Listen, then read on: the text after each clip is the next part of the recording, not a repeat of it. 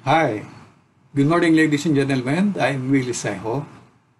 I'm a retired restaurant manager. I've been in the restaurant business po for 25 years. Sa loob po ng 25 taon, akala ko nung una, doon na po giginawa ang aking buhay. But in 2018, I decided to quit my job because I'm suffering from a health disorder. Nagkaroon po ako ng enlarged prostate na kung saan ako po ay ihi ng ihi from time to time.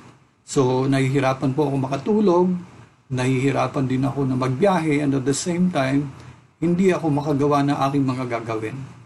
So, ganun po ang routine ko araw-araw. So, a friend of mine who's already a distributor in RFT World introduces me to the product.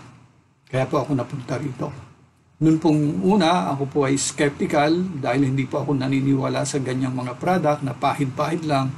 But after using the product, after 3 working days, to my amazement, bumalik po ang aking normal na kondisyon. Medyo nagkano pa rin po ang aking pag-aalilangan at pinagamit ko rin po sa aking family at yung kapatid po sa kapatid ko na she is suffering from arthritis. Overnight po nawala yung pain ng kanyang mga tuhod. So, naniwala ako.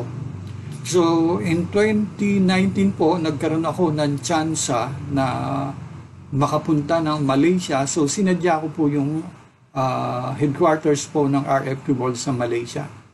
Then, na-meet ko po rin yung owner at doon ko po naramdaman yung kanilang kindness, yung humility, and the way they care for their distributor. Natuwa po ako dahil sa nakita ko sa kanilang kabaitan and the way they care for their people.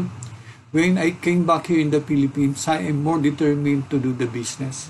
So nag-join po ako sa mga presentation, pinag-aralan ko po yung compensation plan, at doon ko po nakita na napakaganda po pala ng compensation plan. Dahil sa isang business, sa isang company na gaya po ng RFT World, kapag mayroong kang magandang produkto, income will automatically follows. And at my case na meron akong sariling testimonials, makakapagpatunay ako na gumamit ako ng produkto at naging maganda ang resulta sa akin, napakadali pong gawin ng business. Kaya doon po sa mga tao dyan na nag-aalala, lalo na ngayong panahon ng pandemic, dahil ngayon pong panahon ng pandemic, talagang marami pong nawalan ng trabaho, maraming kumpanya ang nagsarado. Pero ito pong RFT World, bukod tangi, ito ang company na during the time of economic crisis, sila po ang nagpagawa ng isang headquarters worth 150 million pesos para lang po ma-handle ang international operation dahil po napakabilis po na expansion ng company. Bakit? Siyempre, dahil po sa ganda ng produkto at ganda ng compensation plan.